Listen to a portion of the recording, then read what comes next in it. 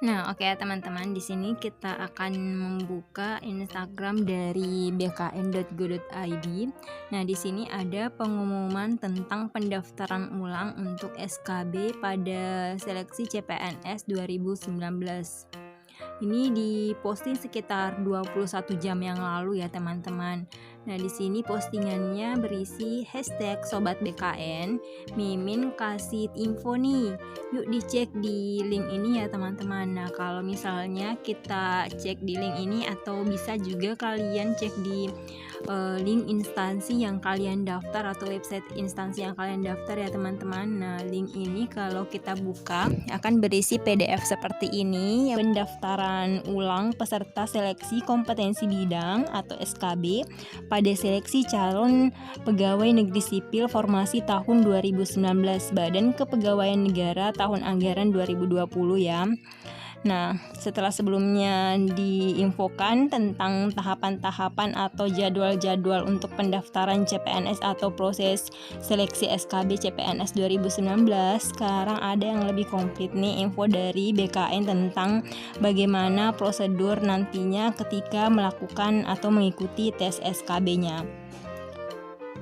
Nah, di sini untuk poin satunya dikatakan bahwa untuk peserta yang telah lulus pada tahap SKD dan berhak mengikuti SKB sesuai dengan pengumuman CPNS pada tanggal 23 Maret 2020 kemarin ya teman-teman. Nah, jadi di sini SKB untuk CPNS 2019 ada sesuatu yang beda dari pendaftaran atau pelaksanaan CPNS tahun-tahun sebelumnya, di mana untuk SKB CPNS 2019 ini harus dilakukan atau diwajibkan melakukan pendaftaran ulang.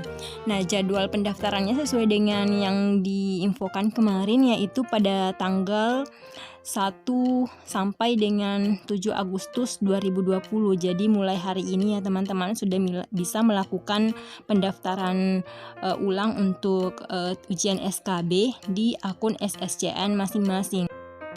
Nah, kemudian di sini di poin kedua ya teman-teman, kalian yang mengikuti seleksi SKB nantinya untuk CPNS 2019 tidak seperti dengan tahun-tahun sebelumnya. Di sini untuk lokasi tesnya kalian bisa memilih lokasi tes di mana kalian ingin mengikuti tesnya. Ya, jadi inilah salah satu kemudahan yang diberikan oleh pihak BKN pada pelaksanaan SKB di 2019 ini dikarenakan adanya pandemi COVID-19 ya teman-teman. Jadi juga merupakan salah satu protokol kesehatan ya. Jadi kalian yang melamar ternyata lintas provinsi, jadi untuk SKB-nya kalian nggak usah sampai nyebrang lintas provinsi untuk mengikuti SKB ini seperti tahun-tahun sebelumnya. Tapi kalian cukup memilih lokasi tes yang dekat dengan daerah kalian. Nah, kemudian di poin 3, pada tanggal 8 Agustus 2020, kalian juga diwajibkan untuk melakukan pencetakan kartu tanda peserta ujian SKB. Nah, kalau tahun sebelumnya kan nggak ada nih cetak ulang tanda peserta ujian SKB yang di print dari SSCN. Kita tetap menggunakan kartu ujian dari tes SKD sebelumnya. Nah, tapi kalau untuk tahun ini proses SKB atau ujian SKB-nya kalian diwajibkan untuk melakukan pencetakan kartu tanda peserta ujian SKB lagi.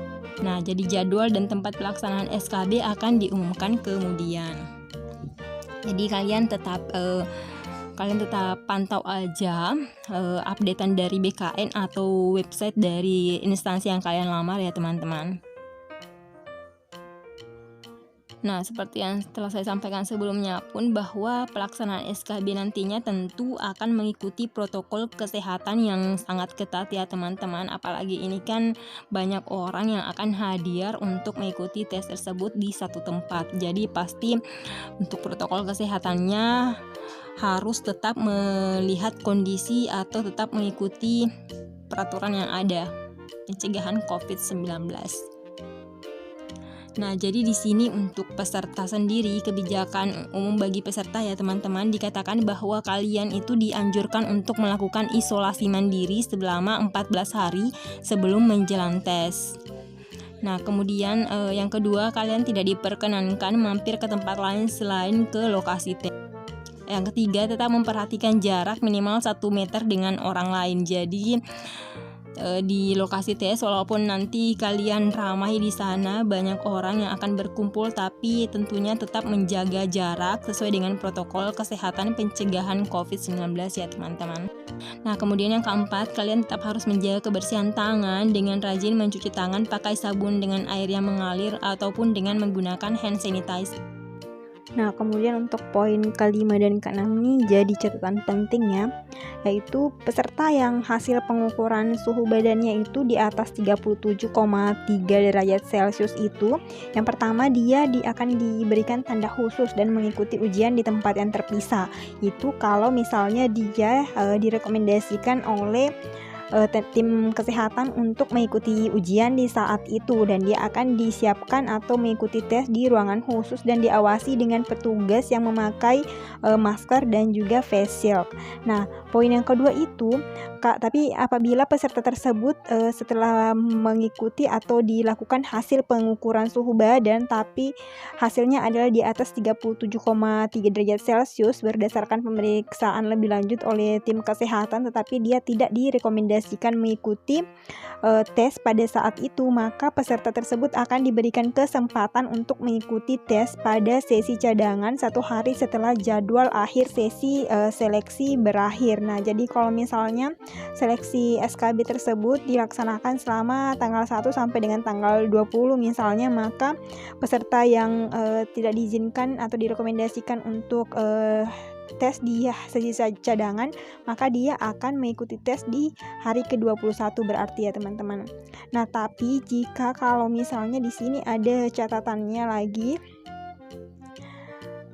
di bagian sanksi peserta ya.